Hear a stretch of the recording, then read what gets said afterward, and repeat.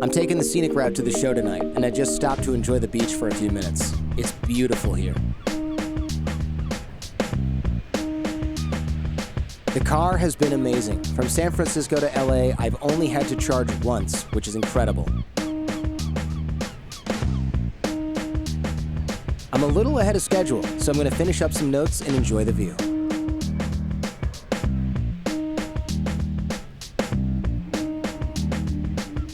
I'll see you at the venue. Give it up for your host, Jordan Harbinger, and his guest, Ryan Holiday. Welcome, everyone. Tonight's show is brought to you by the first ever fully electric Hyundai Ioniq 5, which is also a totally natural thing to say. Ryan, thank you for coming all the way from Texas, man. I appreciate that. There's a little scare this morning, maybe a little flight delay here and there. 5.5 hours. No big deal. No big deal. Do you feel like you're in the future when you get to California from Texas? Well, everyone from California is moving to Texas. That is true. You got me on that one. I'm going back in time. You got me on that one. A robot passed me on the way to get a juice today, which I thought was I'm like, wow, this is really like that. What's that Disney movie where no one walks anymore and they're all super fat? WALL-E. I'm like, this is the beginning of that. In Texas, the robot would be carrying an assault rifle. Yeah, yeah. An AR. It's not an assault rifle. It's the brand name. Okay. All right. So it's good to see you, man. Thank you so much for doing this. Yeah. I know we're in some COVID protocols here. A lot of people showed up for this. I was surprised. I have to say, I probably shouldn't say this out loud. I was very surprised at the demand for this because I thought, oh, who wants to see a live show? Because usually I'm doing this literally, we were just talking about this. I'm usually in my underwear, but I'm like a button down kind of guy on the top. And nobody has to know. And here we are. I had to put pants on for this, but most of you had to drive here and park for this in LA traffic. So you guys are the real heroes here. And this table, I wanted to get a Vladimir Putin style table. So we were really far from each other? Yeah, but this is actually the only table they had. All right. Do you get nervous for doing a live broadcast at all? Not really. No? I don't think so. Do you? No, not until significantly less people than you would normally talk to. Yeah, that's true. Although hopefully more people will listen at some point to what we're doing here. I've heard you say that you're not nervous for television either, even live TV. Yeah, I guess not. I feel like when you know what you're talking about, people are like, "Are you afraid going on stage?" But I feel like if I was giving a lecture about physics, I would be nervous, sure. Or something I didn't know about. But I was also thinking before we've done this, I think I've been on the show more than any other person.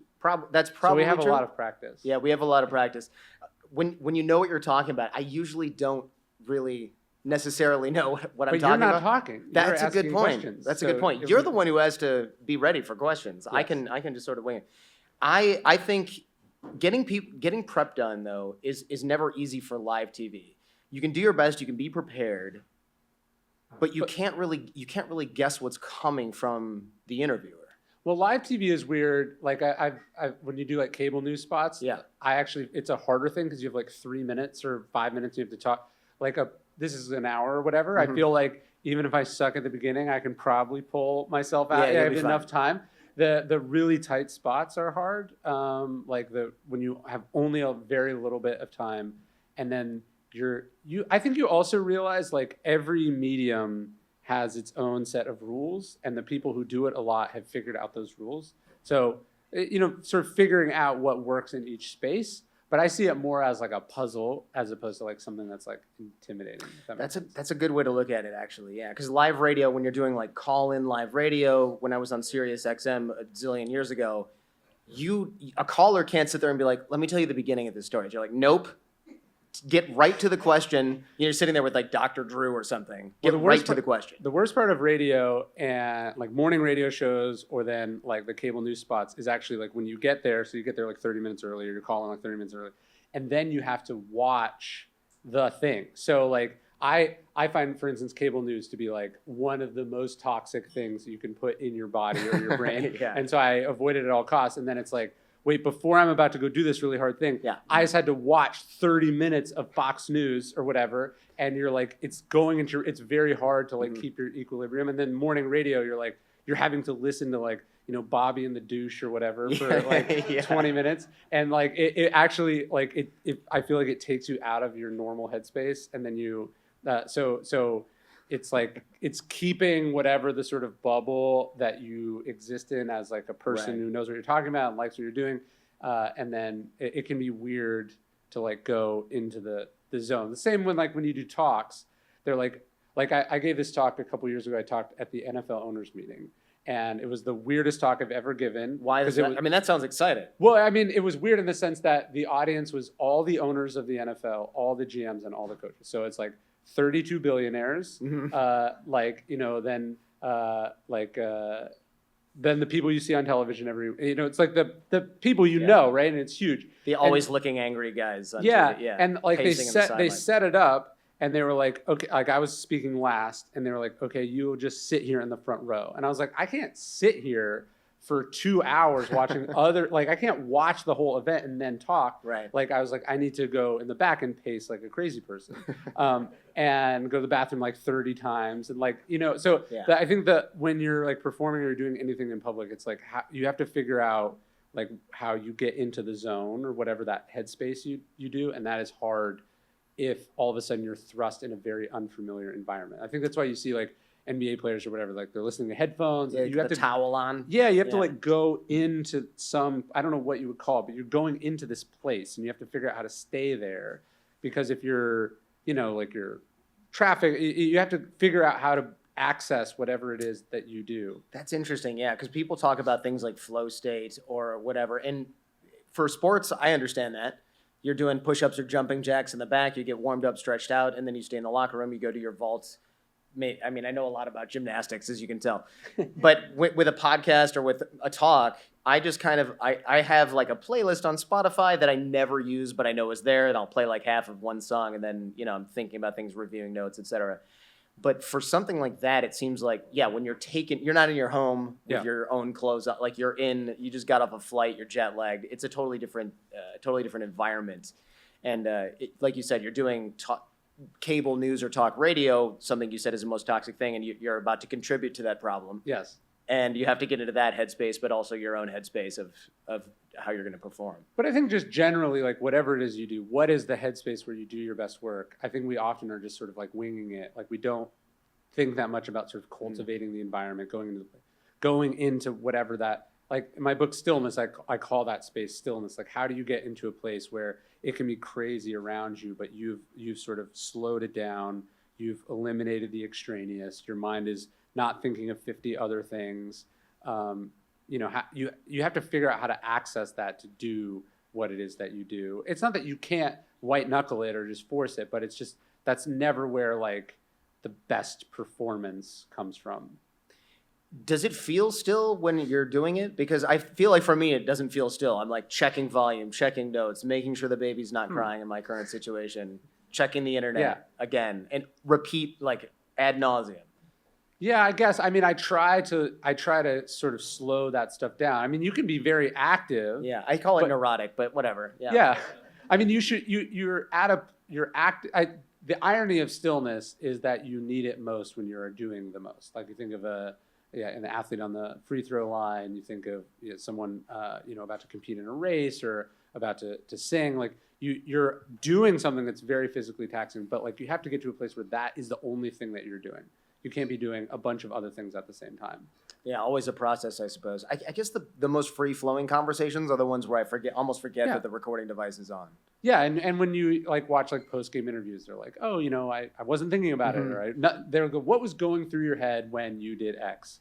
And the answer is almost invariably nothing, right? Like I wasn't thinking about it, it just happened. And with writing, the weird thing about writing is you sit down and like, where does it come from? It is obviously from you, but somehow you just know, like it just happens.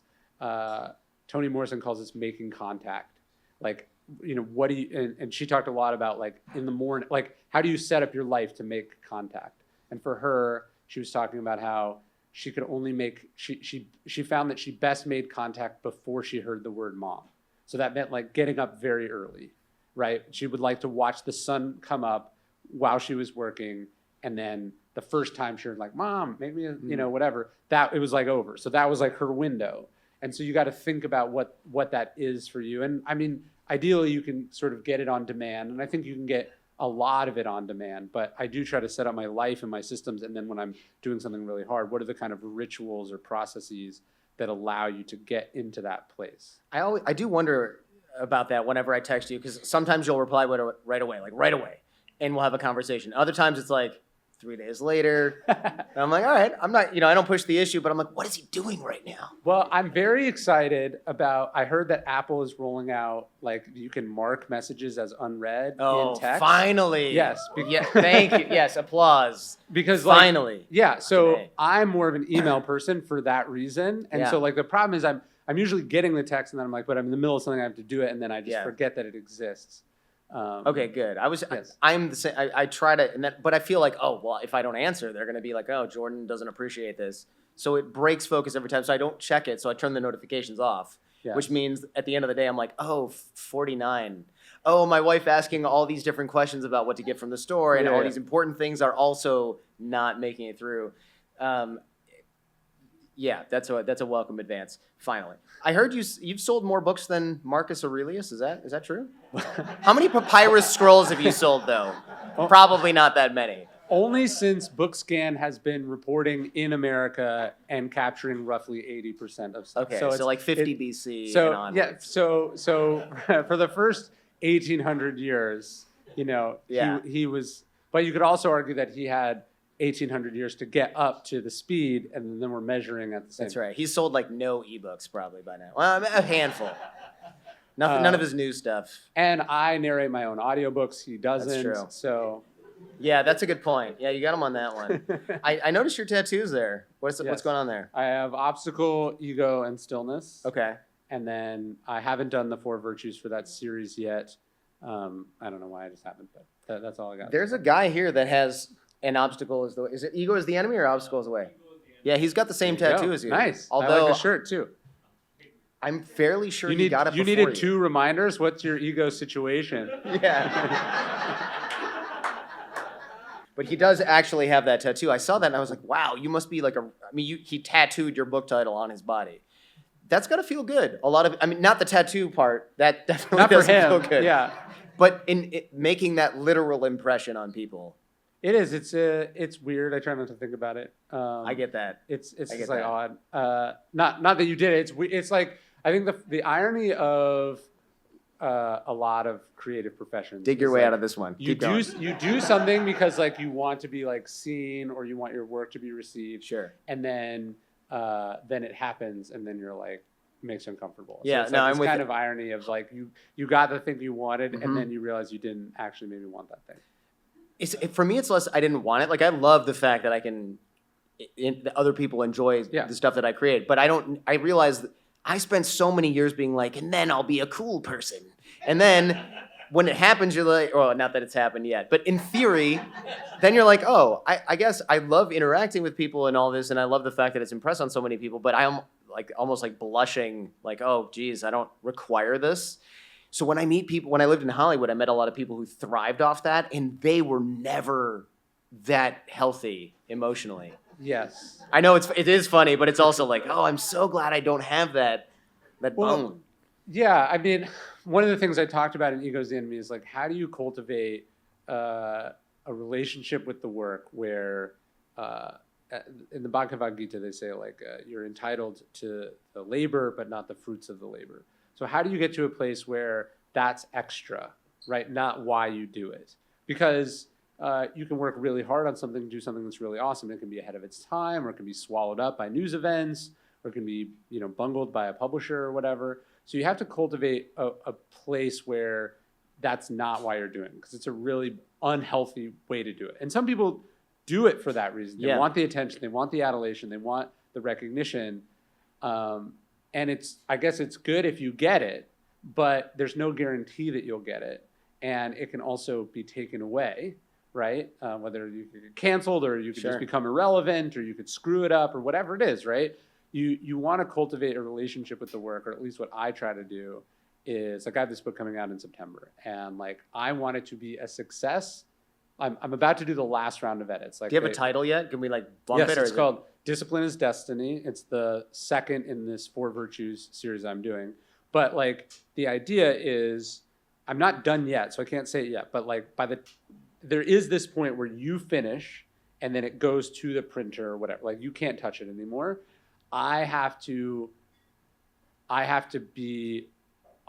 It has to have succeeded or failed at that moment. Does that make sense? Like, I see. I would say like on my first book, which came out, it's crazy to think my first book, I was just thinking about this, is exactly 10 years old. And I would say with my first book, it was 10% satisfied with it intrinsically for what I did, and 90% like, are people going to like it? Is the first book Trust Me I'm Lying? Yeah. You know, how many copies did it sell? Did it hit the bestseller list? You know, blah, blah, blah. And I would like to think that I'm closer to flipping that ratio, but ideally you get to a place where you're totally self-contained. The Zen, like sage place would be like, you do what you do and you don't even know how it does, right? Like it just is. That seems laughably far away for somebody who creates things, or for me creating things. Like I'm always interested in what people think up until, I wouldn't say it's in a healthy way, but does it push the limit sometimes. But can it affect your mood or happiness?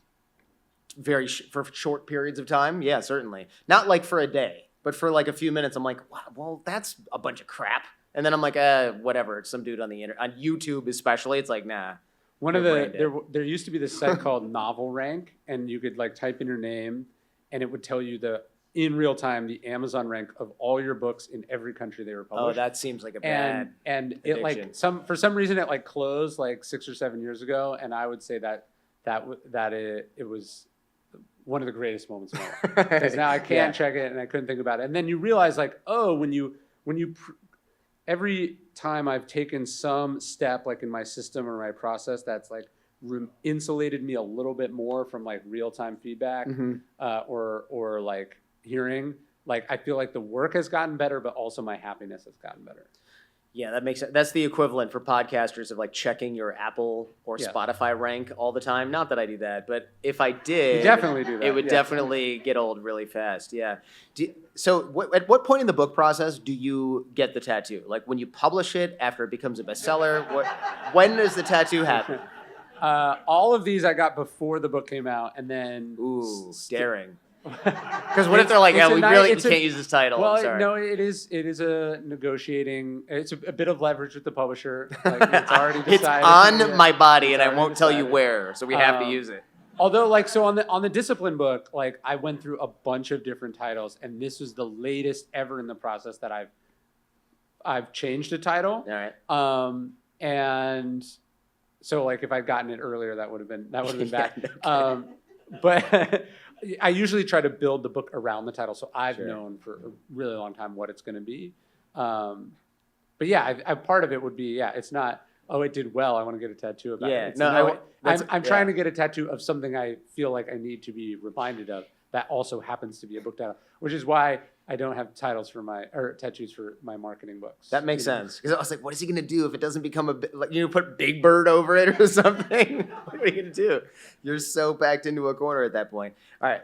There's a lot of people here, especially here in the United States, maybe in the West in general, or the whole world, whatever. They feel they need to exert some sense of control. Yeah. And they feel like everything is falling apart. And we see that narrative a lot in like clickbait headlines and things like that. Are you seeing this? What do you think about this?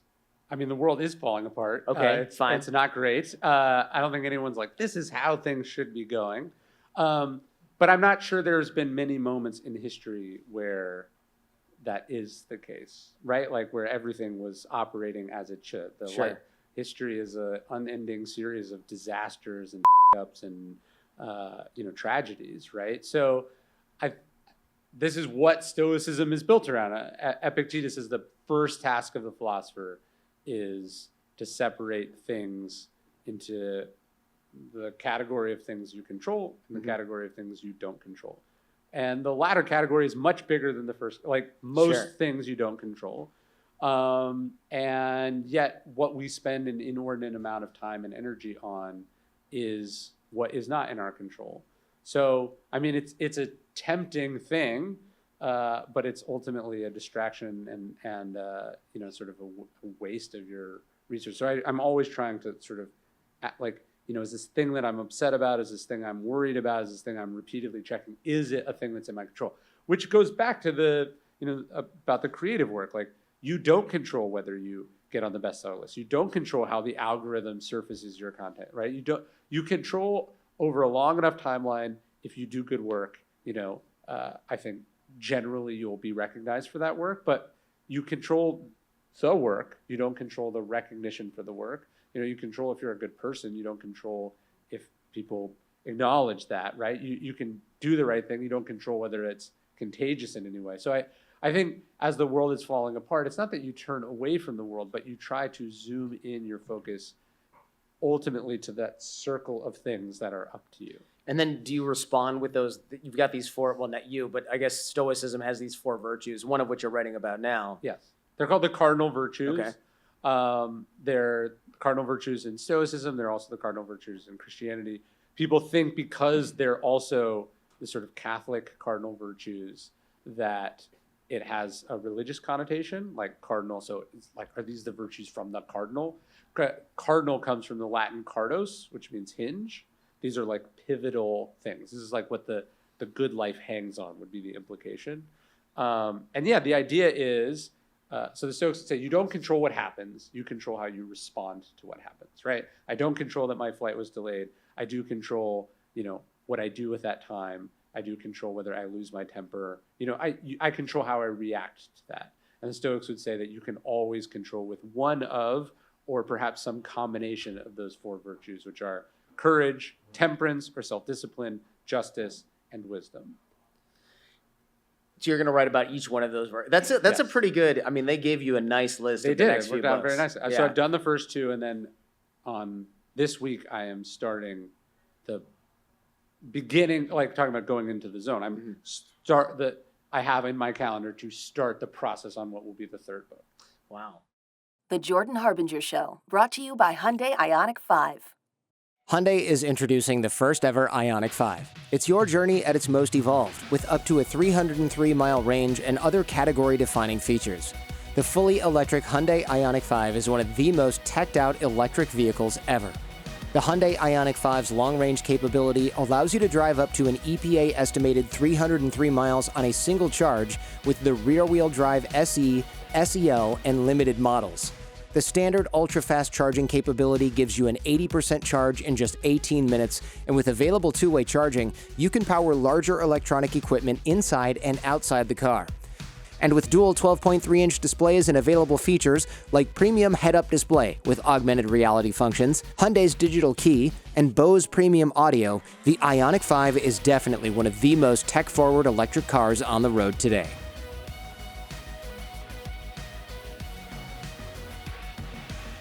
Learn more at HyundaiUSA.com. How many bestsellers have you written so far? I'm gonna be that guy who like sets you up for this thing, and then everyone's like, "Whoa, yeah." I don't know exactly. I think it's depends on how you count them, but let's say it's more than 10 books, and I think all of them have probably hit some list or another. Wow. I mean, we'll get into that. Yes. Thank you. Finally, somebody's listening. Well, you did. All right. I mean, these people bought them. I heard you. Well, how do you feel when a book hits the list? I think the first time it was again, my point is that I cared about it a lot. The first time it didn't hit, my Trust Me I'm Lying didn't hit the New York Times list, although it sold enough copies, and then it did hit the Wall Street Journal list. And it felt nice, I guess. It's like ephemeral, but like ultimately it's much more, all these things are much more ephemeral than you think they're going to be. Like I remember I was mowing my lawn. Like so The Obstacle Is the Way came out in May of 2014, and it didn't hit any list. God, that's so long ago. I feel like I read that 2 years ago. I mean the pandemic is all unbelievable. Yeah, I have questions about that. That's so long ago that I almost don't believe you, but you would know. You'd be the authoritative person for that one. It was May 2014. Wow. And it didn't hit any list for 5 years or 6 years. Oh my gosh. But it sold quite well, and so that was my point. That was helpful in the sense that it decoupled sort of like critical success or recognition of success, and then the actual raw numbers of like people you're meeting. But again, a third thing would be like, is it good or not? And there's plenty of things that sell well that are not good, and plenty of great things that never sell for a variety of reasons. But I remember when Obstacle hit #1 for the first time, which was like almost exactly on the anniversary of 5 or 6 years. I remember I was mowing my lawn when it happened, and it was cool. My agent called me, and I was like, "Oh, what happened?" And he told me. And then, I still had to finish mowing my lawn. It's not like there was no like parade, nothing changed. So you just sort of realize like, oh, it just is. And it's the point, like you think it's going to be this thing, and then it's not that thing. The problem is you can have two reactions to that kind of anticlimacticness, which is one, it can realize, oh, I was after this thing that no external thing is ever going to get me. And if that happens, then you've been given a wonderful gift, and you have a certain newfound freedom that can kind of only come from, I imagine that someone who's trying so hard to be a billionaire, Elon Musk, who wants to get people on Mars, like it's going to happen. And then it's just like, oh, it's just another day, right? It just happens. It's not to say it's not an impressive accomplishment, but it never gets you what you think it's going to get you. So if you have that realization, like you've been given a double success. The problem is what most people do, and I've done this also, is you go, like, let's say the first time my book hits a list, you're like, but it's not the New York Times list. If I get New York Times, it's X. Or if it hits #1, it's X. Or you win a Super Bowl and you go, but one time can be a fluke. You have to repeat, right? Kevin Durant wins all these titles with Golden State, and then he's like, but I have nobody thinks I earned it. I have to go do it somewhere. So the problem is we think like more, even though once was not enough. It's like a drug. Once is not enough, or once was just special enough, but then it disappeared quickly. And then you're chasing that drag, and you think more of it's finally going to get your dad to be proud of you, or you to feel cool, like you were saying, or like you think it's going to be this thing, but it's never going to happen because no external thing can fix or validate internally. That has to be a thing you give yourself. I think this is from one of your Instagram videos, I believe. You can't change internal issues with external accomplishments. It's probably like a paraphrase from someone. I love that because I feel like most of it, well, I shouldn't speak for other people.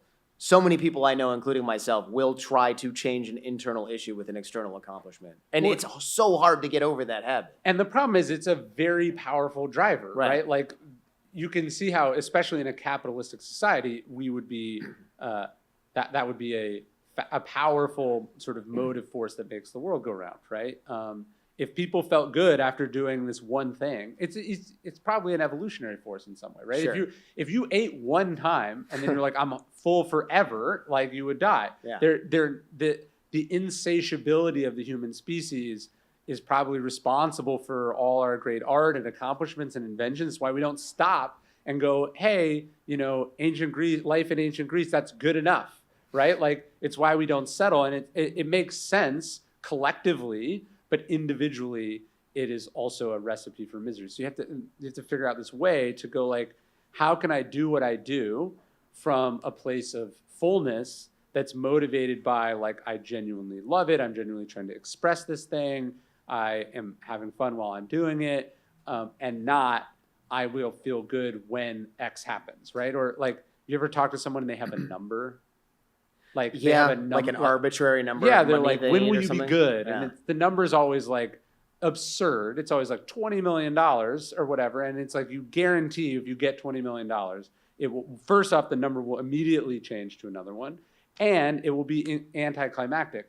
And like literally every person who's ever achieved something has said, like it wasn't as magical as I thought it was going to be. Olympians talk about this a lot. They get the gold and then they're super depressed after this, or any medal for that. Yeah, but it might just be one of those things that you kind of have to learn by experience. But the idea is, does it take 5 Super Bowls for you to get it, or can you pick it up after winning a scholarship to play in college? Right. Sure. The earlier you earn it, I think the more balanced and normal you can be as a human being, even if you're talented and ambitious and trying to do stuff.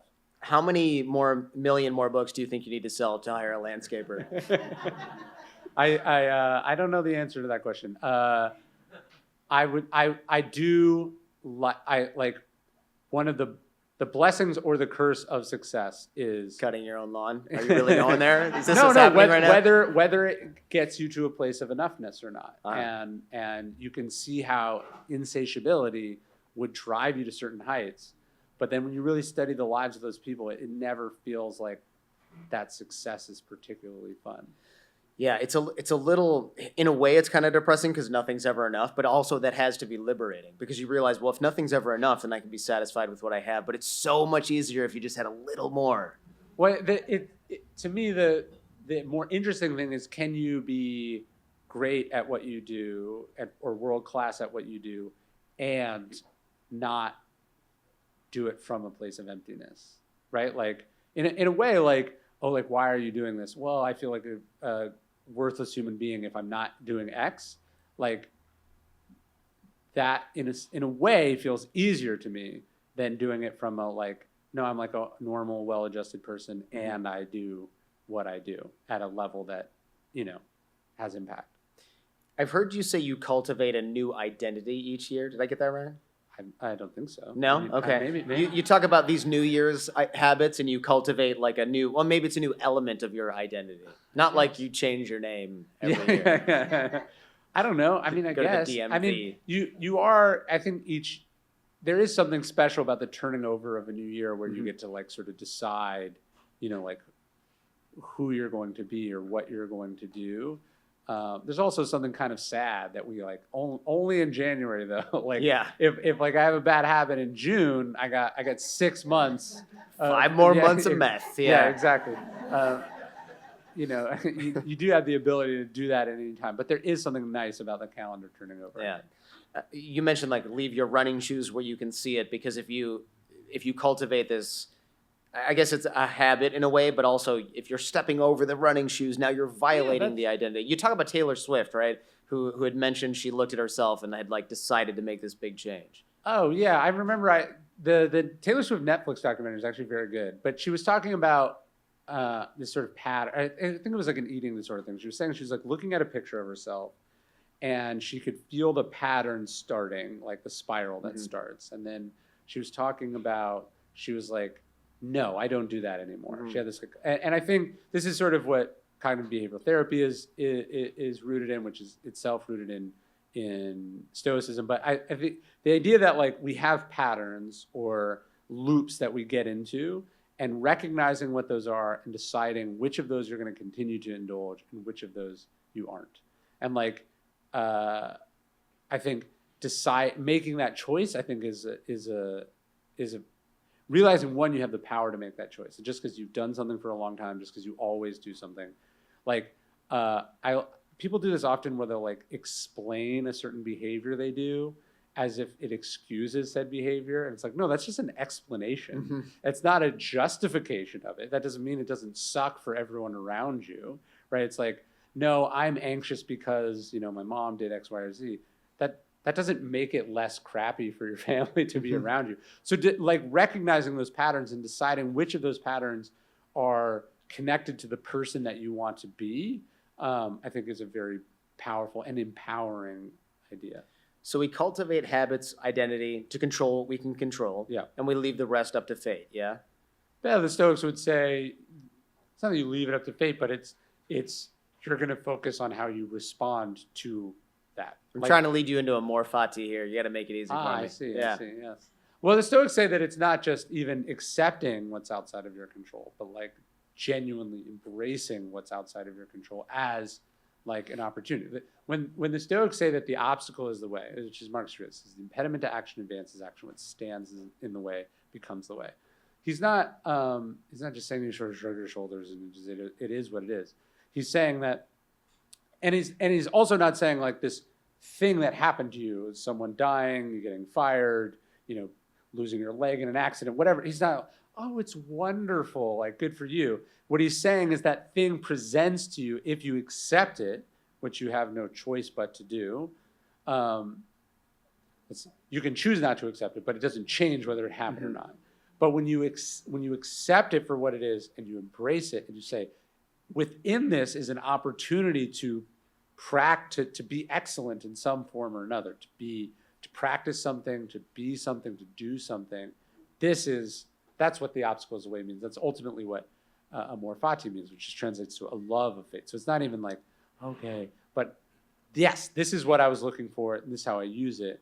And in meditations, Marcus Aurelius says, a strong stomach digests what it eats. And he says, a fire turns everything that is thrown into it into flame and brightness and heat.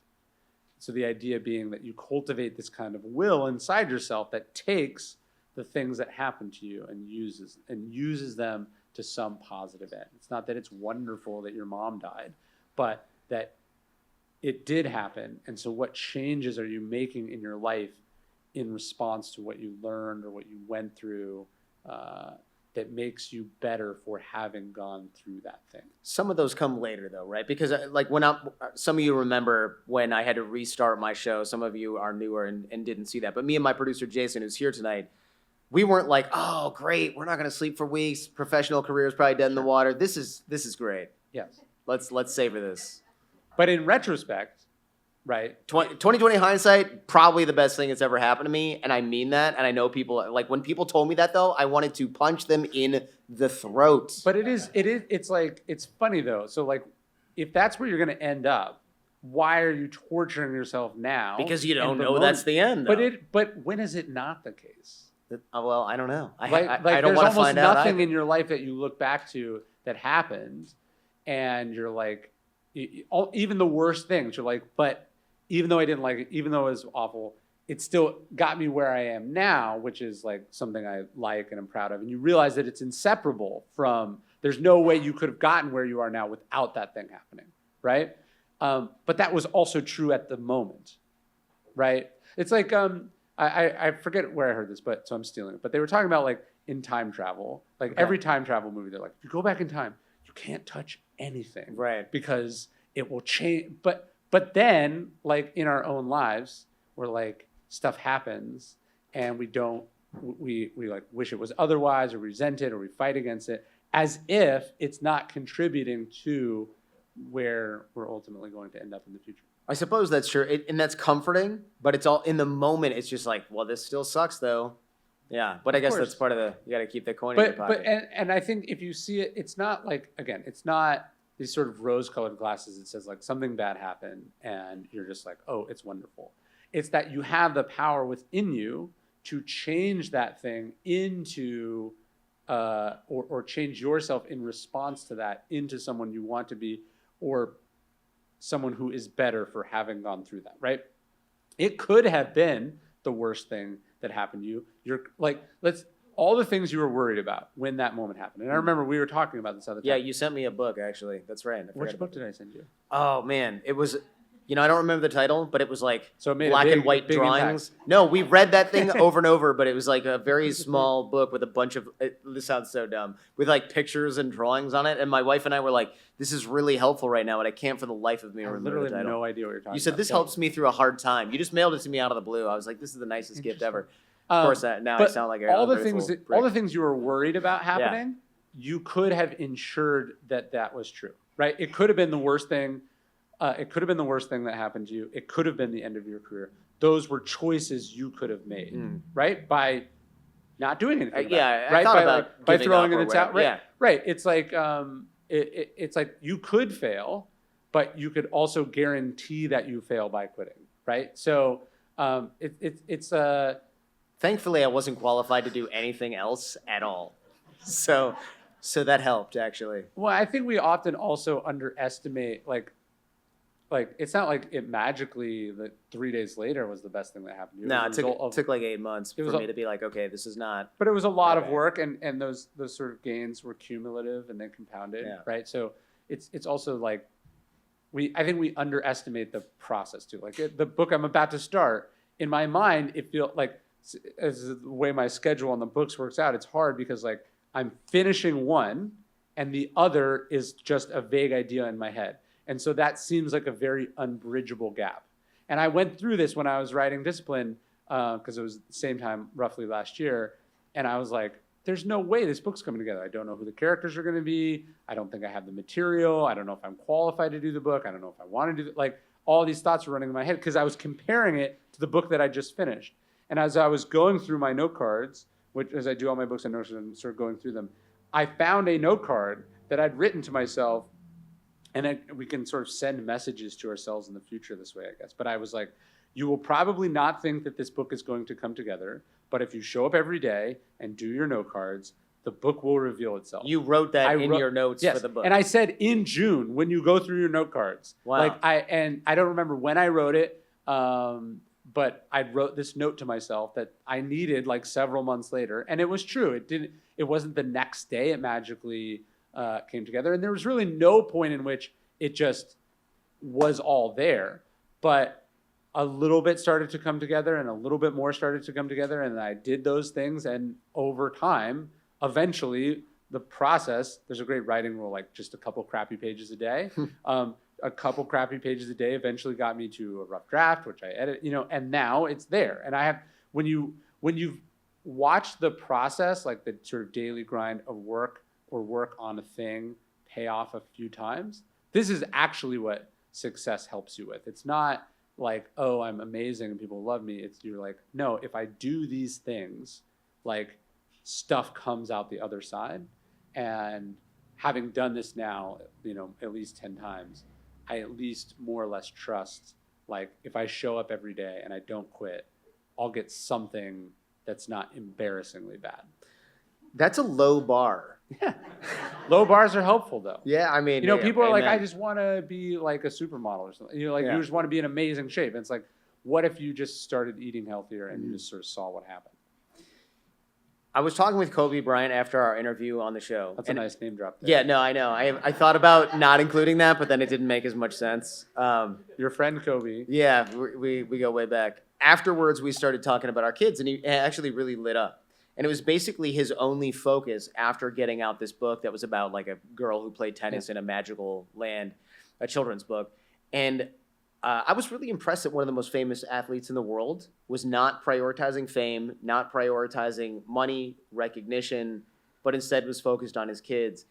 And that's how you know you're on the right track. And you and I talk about this sometimes, but a lot of people, when I bring this up, they'll go, oh, well, he had the luxury, right, of doing that because he already had fame, he already had money, he already had recognition. So all those things were satisfied, which doesn't make a lot of sense if it's a bottomless pit, right?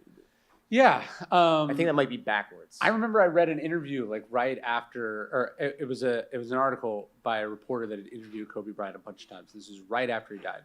And she was putting together some retrospective about the Lakers, and she'd reached out to Kobe. She texted him, so they knew each other well enough. She said, hey, I'm doing this piece. Can I get like 20 minutes with you? And this is a guy who has like a shoe brand. He has a book. He has all this stuff that like media is what drives. Yeah. What drives it. And he texts back. He's like, no, I'm like heads down, focused on my girls right now.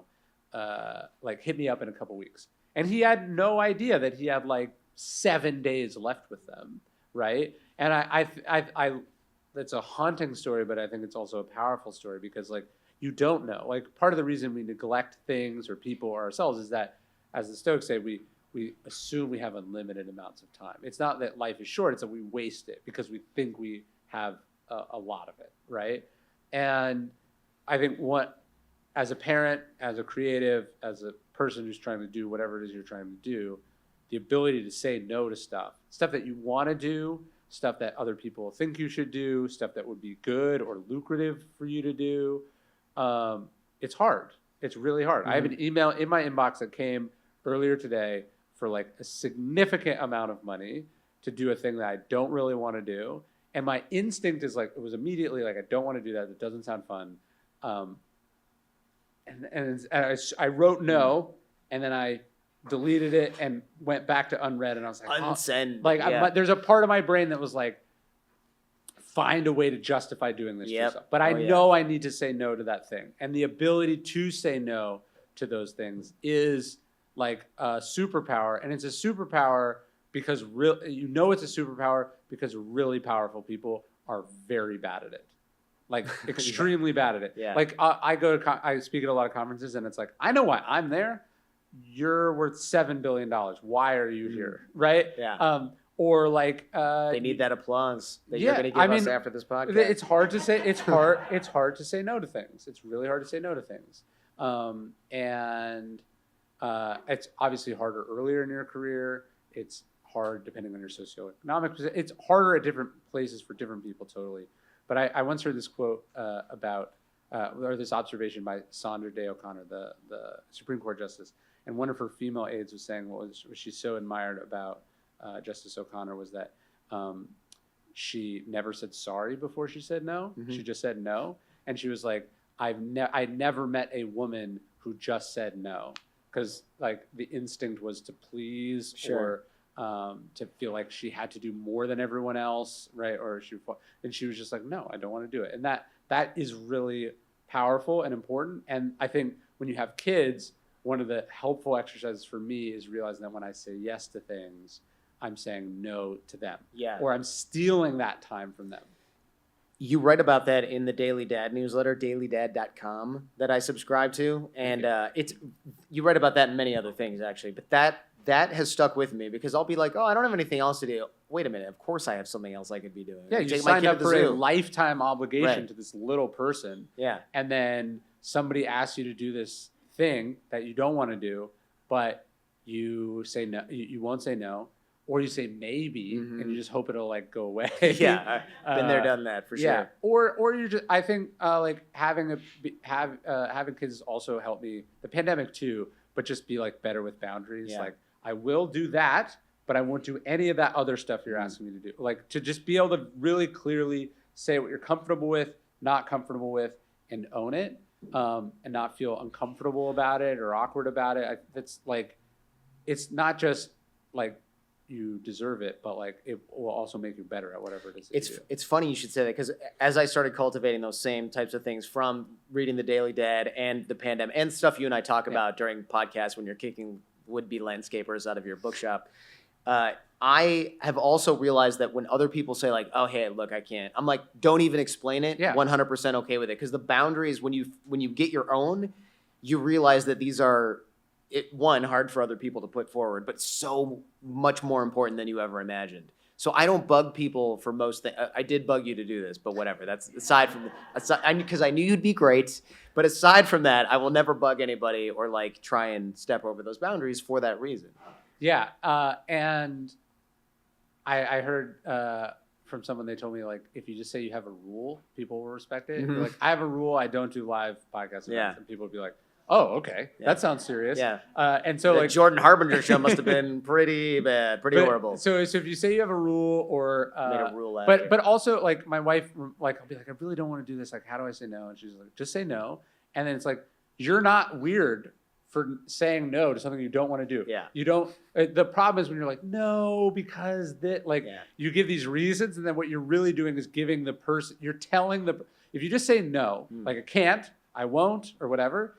Or if you go, no, I'm just like really busy. They go, well, this won't take that much time. Or like they find what you're telling them is that you would like them to argue with you about why you should do it. When really, if you just own it, it also doesn't waste their time. That's true. Although to be fair, you did say, let me ask my wife and see what she says. You are fully setting up the whole like if she doesn't want me to go, I'm not doing it. That sounds right. That yeah, does sound yeah. right. But hey, she's probably happy to play the bad game. I think that's one of the things that you realize is like, oh, I will steal an unlimited amount of time for myself. So you have to create boundaries or checks that. Actually, I was reading the new Judd Apatow book, and he interviewed Lin-Manuel Miranda, and I didn't know this, but he had a kid like 2 weeks before Hamilton started. Oh wow! And he was like, it was actually the best thing that ever happened to me because he's like, I didn't go out a single night after Hamilton came out. So like we sometimes think like family, like, oh, it holds you down. And it does. It holds you down to reality, right? So he wasn't out partying. He wasn't flying all over. He wasn't doing every bit of press. He was like, no, like after the show, because the show's at night, like I have to go home, right? And like I think one of the things that having a family or a more balanced personal life that you're not sort of mortgaging over to your work is it allows you some checks against that impulse to like do an unlimited amount. How do you teach your kids the Stoic values? Or I mean, I'm sure you probably don't necessarily think about them that way when you're teaching your kids, but I assume they're not sitting back plowing through Meditations by Marcus Aurelius before nap time. No, Right. my oldest is 6 or almost. So he's 6, plowing through it, but the youngest ones are. Yeah. He's more into Minecraft and Paw Right. Patrol and things. That sounds about right. No, I mean, I look, the only way to teach your kids, people are like, well, I want my kids to be Christian, so I take them to church every week. And it's like, well, what if you just like actually lived by biblical teachings? That might be a stronger Let's argument. not get carried away. Yeah. So like ultimately, Live by example? No, thank you. If I want my kids to observe these ideas, I have to like actually model them, right? And that's the harder thing. The Jordan Harbinger Show, brought to you by Hyundai Ioniq 5. You know, we humans have come a long way on our journey. Our first language wasn't exactly, a language. Our first vehicles weren't the fastest. Our first phones weren't smart. Text mom winky face emoji. And the first electric vehicles weren't, let's just say they look nothing like the first ever Ioniq 5. Two-way charging, 300-mile range. The point is, it's been a long journey, but worth it. Evolve your journey. The fully electric Hyundai Ioniq 5. Tell me about The Harder They Fall by Bud Schulberg. That book taught you something pretty important. Oh, yeah. And if you can't think of it, then I will. No, it's one of my favorite novels. So he has 2 novels. He has a novel called What Makes Sammy Run, which I like a little bit more. And then the Harder They Fall is this sort of boxing novel that he wrote. I read it when I was, it was funny. So I reread that book. You kind of had, you should always be very suspicious of the stories you tell yourself in your head because you're a pretty good liar. But I thought that I read The Harder They Fall, which is a novel about a corrupt boxing, like an organized crime infiltrating boxing, and then this like public relations guy who's like the main character, and he's sort of corrupted by it, and then he walks away from it. And if you had asked me my own story earlier this year, I would have told you I read that book, and that's why I left American Apparel to become a writer. And I reread it this year, and I pulled up Amazon to see when I bought it, and I worked at American Apparel for like 5 more years or 4 more years or something. Like we think that change happens in these sort of epiphanies or wake-up calls, and it's almost always a lot more gradual. 5 than years is that. a long time too. Yes, and I didn't leave for the same reasons that the character in the novel was reading, which is that we're really good at telling ourselves that one, our work is really important, and then he has this line in the book. He says, I told myself the lie that you can deal in filth and not become the thing you touch. And with American Apparel, quite literally the case. No, but you tell yourself like, oh, like think about all the people that work in this administration or that administration, people that work in industries that they know are evil or corrupting or strange, and they're like, well, I'm one of the good guys, or I'm steering it in the right direction, or I'm the adult in the room. We are really good at lying to ourselves. There's an Upton Sinclair line. It says, it's very hard to get someone to understand something when their salary depends on them not understanding it. And so very often you deep down know what's true, but then you have, whatever your salary is, that many reasons to not take it seriously or make the step that you obviously know you need to make. There's a lot I have on ego. I'm going to try and condense this down. I know you've done an entire, we've done it, actually, you and I have done entire shows on this in the past, so I don't want to dwell on it too much, I guess. But my son, he's almost 3. He's in the why phase right now. So it's like, oh man, I'm hungry. Why? And it's like, oh, now. And then eventually you get to philosophy, which is probably really good for you, actually. It's like your bag. I know this trips up tons of people. We can all think of examples. But if I say like, okay, fine, ego is the enemy. You ask me why. I don't have a succinct answer. You obviously do at this point. Well, no, if I had a succinct answer, I wouldn't. Well, I guess you wouldn't have written a whole book about it. Yeah, that's true. People go will go like, tell me the book like in one sentence. And I go, if I could have done this in one sentence, I would have saved myself a lot of trouble. What's your favorite episode out of your 1,400? I would have just done that. It would have been a lot easier. No, but I think, first off, if you make a Less distinction, profitable for sure, though. if you make a distinction between ego and confidence, which I think is important, confidence I feel like is something you earn. Ego is something beyond confidence, based on sort of nothing real. If you define ego as that sort of voice in your head that says you're better than other people, the rules don't apply, it's different this time, everyone wants this from all the sort of self-aggrandizing, sort of delusions of grandeur. I don't see the purpose that it serves. Right? Ego is this thing I found that gets between you and the thing that you want to do. Gets between you and other people. Gets between you and reality. Gets in between you and the work that you need to do, gets in between you and the truth that you're trying to tell, it gets between you and the feedback you need to hear, right? So ego is this thing that gets in the way. And when you sweep it away, you have this momentary connection with what you're doing, what you need to do, what's required, and then, of course, you make a little progress, and then ego comes back. So I see it as this sort of continual sweeping away or reduction of ego. But the second you think you have done it is like the most egotistical thought you have. The second you go, I am ego-free, ego has reintroduced itself. I think I don't know if you wrote this, being a know-it-all is a self-fulfilling prophecy. I love that, because that is, yes. That well, seems entirely true. if you think you know everything that there is to know, it is true for you, because you are not capable of learning anything else. But, going back to Socrates, what Socrates' wisdom is rooted in the fact that he knows nothing, or that he knows that he doesn't know anything. And what is the Socratic method? He goes around and asks people questions. Like, Socrates wasn't wise because he went around and told people the answer.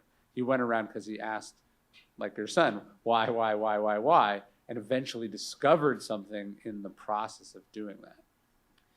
How do you think about people who expect you to be? This is a personal question, I suppose. They expect you to be one way because stoicism, right? And I chose some choice Instagram quotes here. I was going to leave these out, but I can't, because your wife will be very disappointed, I think.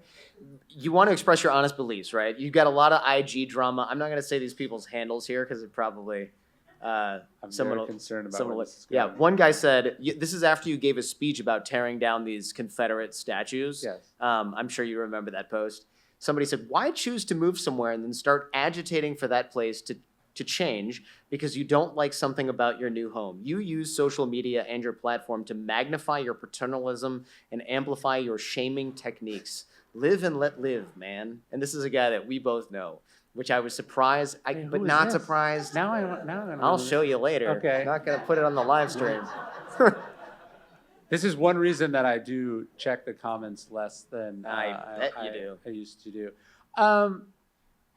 Well, so one of the things that's weird, like when you have a platform, is do you have the platform or does the platform have you? Mm-hmm. That's a question I ask myself a lot. And I think I know a lot of people where they sort of don't say what they think, not because they're worried about being canceled, but they're worried it will cost them something.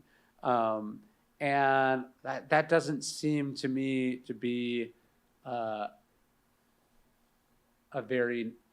that doesn't seem to me to be a successful place, mm-hmm. right? Like, I write because I have things that I want to say, not because people have things that they want to hear, right? And so I have tried, and I generally try not to think about what other people are going to think when I am doing work. Because if you do, then you've like sort of handed over your power. So yeah, like, I mean, first off, it doesn't strike me as unreasonable to live in a town and then be like, what is this monument to, literally a monument to white supremacy, and go, maybe that doesn't need to be here. Yeah. And maybe just because it's been here for a while doesn't mean we have to keep paying to maintain it. That doesn't strike me as a crazy thought. So I felt good about, obviously, what I said, and then if it pisses some people off.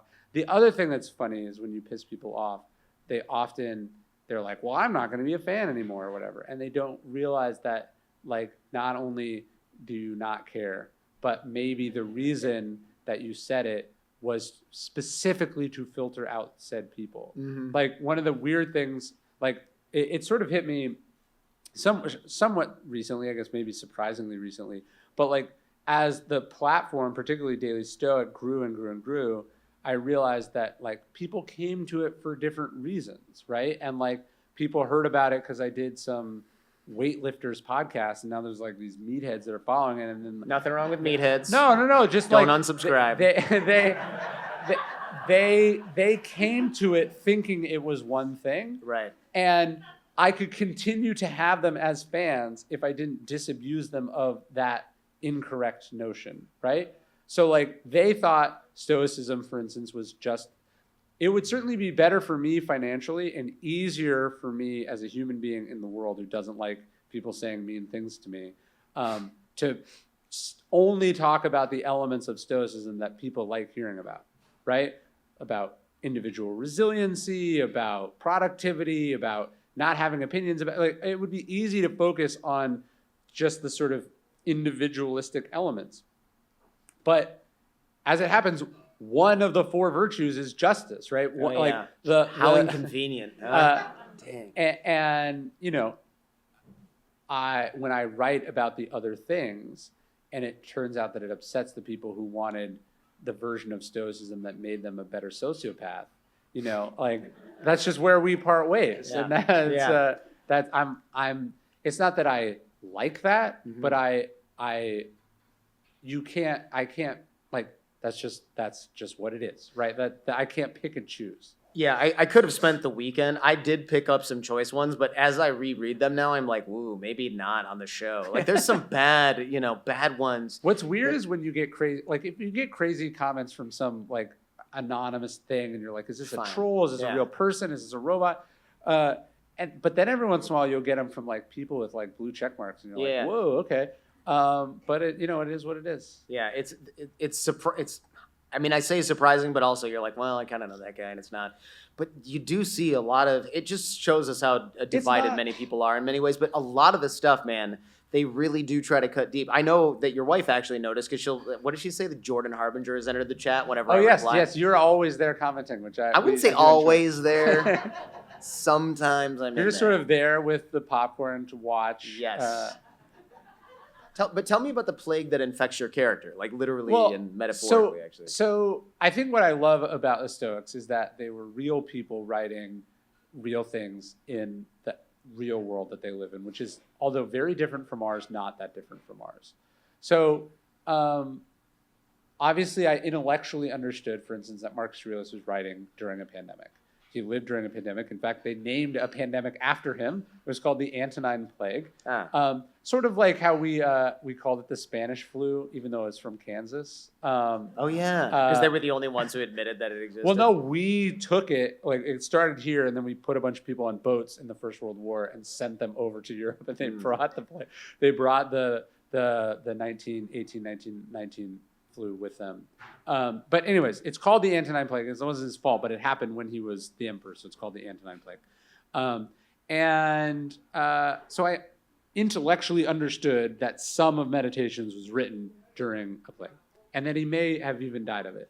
But it's not until a pandemic happens in our lifetime that you realize, like, oh, he's not figuratively talking about the plague. He's also literally reacting to what a global pandemic would do to human beings. And it turns out like what it does to human beings is remarkably consistent. And so the quote that struck me most during the pandemic, he said, there's 2 types of plagues. There's the plague that destroys your character, or he says there's a plague that takes your life. And then he says there's another pestilence that can destroy your character. And the idea that, I think maybe you know some of these people, I know people who, they also got COVID, but they got something worse than COVID. Oh yeah, right? I know where you're going with this. And it's a long COVID in that they're not coming back from it anytime soon, right? Like something happened in their brain, a flip or a virus got in there, and they're like not the same as they were a few years ago. And I think that's what Marcus was talking about, is that like, this thing happens, and does that thing make you more empathetic or less empathetic? More connected to reality and reason, or less connected to reality and reason? More involved civically, less involved civically, more selfish, less selfish, right? And I think his point was that obviously you don't want to get physically sick, but this character virus is the thing to really be worried about. And it's been weird to watch people I know, people are fans of stuff that happened to them, but it's just interesting to think that they were thinking about the same things that we're thinking about. Yeah. When you're like, what happened? We were just, before we came here, we were just like, did you see what happened to so and so? And it's like, yeah, it can happen to anyone. Lost soul. Yeah, maybe now's a good time to talk about memento mori, right? Yes. Because we're talking about death. Tell me about that. Someone stole my memento mori coin, by the way. Well, I would like to say they needed it more than me, but I think they were just kind of a prick. Let's see if I can. That's the other one. I think I can solve this problem. Yes. Hey, all right. Thank you, man. It's Appreciate also that. interesting to think, Marcus. Keep your paws off this coin, by the way. No, if you think about Marcus living in this plague that kills millions of people in a time when, like, literally they thought they could stop the plague by burning incense. That was the extent. We still have that. They're called essential oil diffusers, and they're still for sale on Etsy. Well, the more things change, the more they stay the same. That's right. Free shipping, though. And it's part of an MLM. So yeah, right. You can sell it to other people. Yeah. He's watching this happen, right? And it's a reminder of his mortality. In fact, Marcus's last words, his dying, ostensibly of the plague, or we believe to be of the plague, and his friends are crying, and he says, like, this is what happens. And he's like, don't be sad about me. He said, think about the same thing happening to you. And the point is, we all die, but that doesn't mean we have to waste the present moment, right? And I think a big part of the Stoic literature is about precisely that. How do you seize the moment in front of you? And thinking about your mortality is not morbid, but it's actually very clarifying. The back of the coin says, you could leave life right now, let that determine what you do and say and think.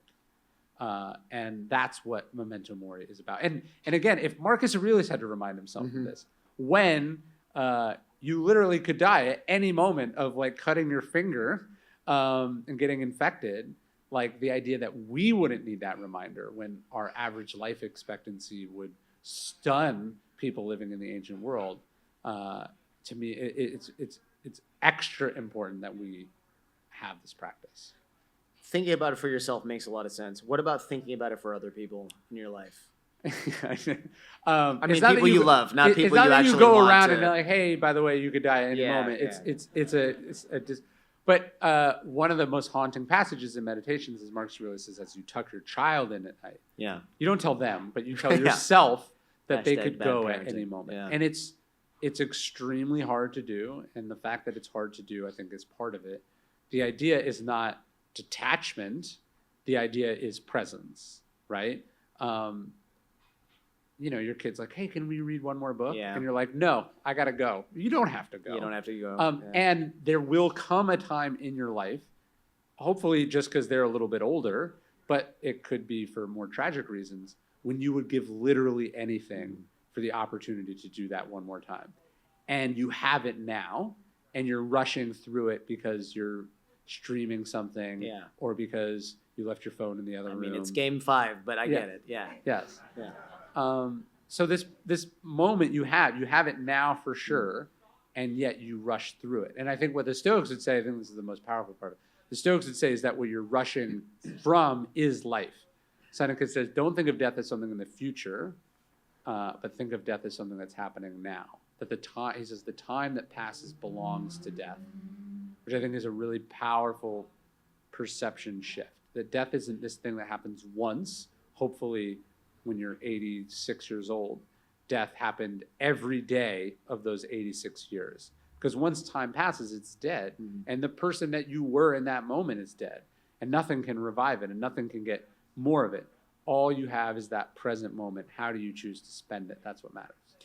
Well, time flies during a great conversation, my friend. Thank you for making this trip.